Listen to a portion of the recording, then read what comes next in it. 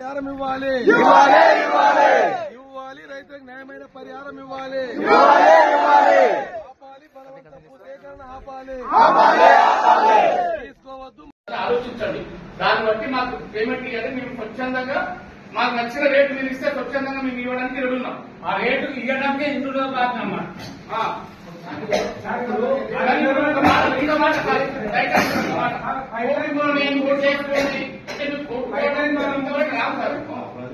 దేశం మొత్తానికి ఒకటే చట్టం.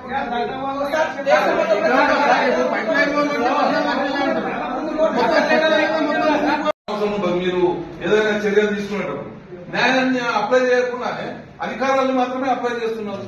కలెక్టర్ కానీ మీరు కానీ న్యాయాన్ని కూడా ఇప్పుడు తహసీల్దార్ కూడా ఒక స్థాయిలో ఆయన మెజిస్ట్రేట్.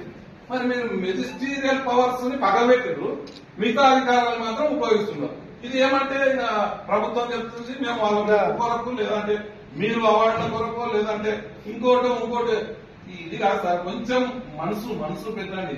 వాళ్ళు తరతరాలుగా దాని మీద బతికిన వాళ్ళు మన కొరకు మనం అడిగితే ఇస్తున్నారు. ఇయనికి ఎవ్వరు రెడీ ఉన్నారు. ఇప్పుడు మాకు ప్రాజెక్ట్ కొట్లాడినలో మేము కదా సార్, ప్రాజెక్ట్ కావాలని కొట్లాడినలో మేము కదా.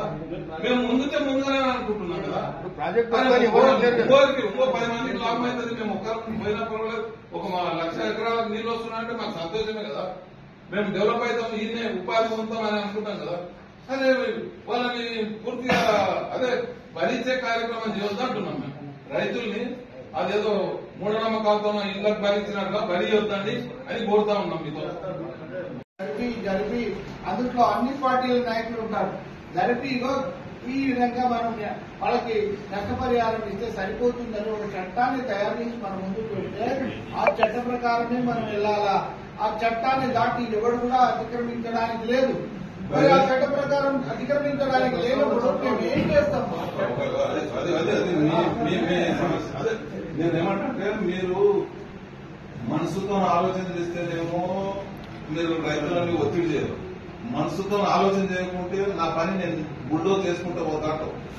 ఎందుకంటే అదే ఎవరైనా కానీ లేదు ఒక మాట అదే ఉండదు. ఎందుకంటే చట్టం అప్లై చేయాలి కదా. నేను నీ పని అదే చట్టాన్ని అప్లై చేయాలి కాబట్టి నేను అప్లై చేస్తానని అంటారు. కానీ కొంచెం మనసుతో కూడా ఆలోచించండి. వీళ్ళంతా శాశ్వతంగా వాళ్ళకి ఎంతో అనుబంధం ఉన్న భూములు కోల్పోతారు. దాంట్లో సమాధులు ఉంటాయి, దేవర్లు ఉంటాయి. వాడు మంచిగా చదువు చేసుకుంటాడు, రాళ్ళు గుట్టలు అన్ని తోపి ఇది చేసుకుని ఉంటాడు. ఎంతో ఇష్టంతో వాడు దాన్ని ఉపాధి పొందుతుంటాడు. బతుకుదల ఉంటుంది దానికి, ఏం ఉపాధి లేదు. రైతు బంధు ఉందా సార్? రైతు బీమా ఉన్నది, రైతు బంధు ఉన్నది. ఎంత రైతు బంధు, రైతు బీమా అన్ని